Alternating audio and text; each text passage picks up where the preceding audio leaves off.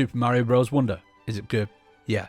Mario Wonder is a 2D platformer. You can play as lots of different characters, each plays slightly differently, with some even giving you cheat-like abilities where you can't get hurt by enemies. These latter characters are likely aimed at kids, but seeing as it's a Mario game, I decided to play the whole game as a titular character. The game takes place over 6 different worlds, plus a special world. Each world is unique, and while there's a lot of returning themes to these worlds, such as ice, fire, desert, grass and water levels, which we've all seen 100 times before in past Mario games, I never felt like I'd seen any of these levels before, as they were very unique, especially with how much they change throughout the game. Unfortunately, there was a few that were a little bland that added nothing new. Fortunately, these levels were in the first couple hours of the game, and from then on, it was nothing but awesomeness.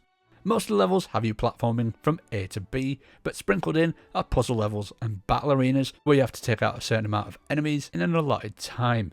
These were a great addition and helped keep the game feel fresh. If you play Mario Wonder while connected to the internet, then you'll get my favourite addition to this game. As you play levels, you'll see ghosts of real people that are currently playing the same level as you. They can't grab you, so there's no risk of trolling.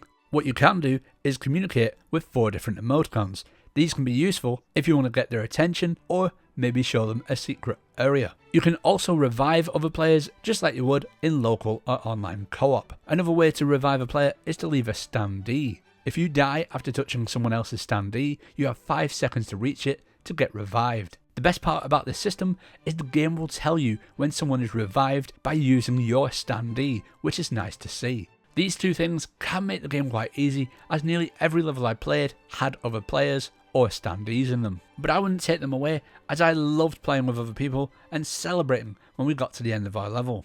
While the main game wasn't difficult, the main challenge is in the special levels. One of them took me over 40 lives to complete, and I've still got levels to try and find by finding all the secret exits in other levels. Throughout the game you can collect badges. These change the gameplay slightly in quite a few different ways, but a lot of them were quite pointless for 99% of the levels. Throughout most of the game I used the same badge, which was the one that let Mario get extra height and do a little hover, a bit like Yoshi when he goes hmm. The game controls excellently. Mario felt ultra responsive, and I never felt like I had a death where it was a fault of the controls. This game is gorgeous. If you were to tell me that someone from Nintendo snuck into my house and replaced my Switch with a Switch 2, I would believe you. That's just how good this game looks. It's stunning. Also, the frame rate was a nearly flawless 60 frames per second throughout the whole game. I only saw dips in frame rate about 5 times throughout my whole playthrough. Fortunately, they were all in the World Hub and had 0 impact on gameplay during a level, which was amazing. The game has a great soundtrack from start to finish that is just as unique and varied as the levels that it accompanies. That was Mario Wonder, and I give it a 9 out of 10.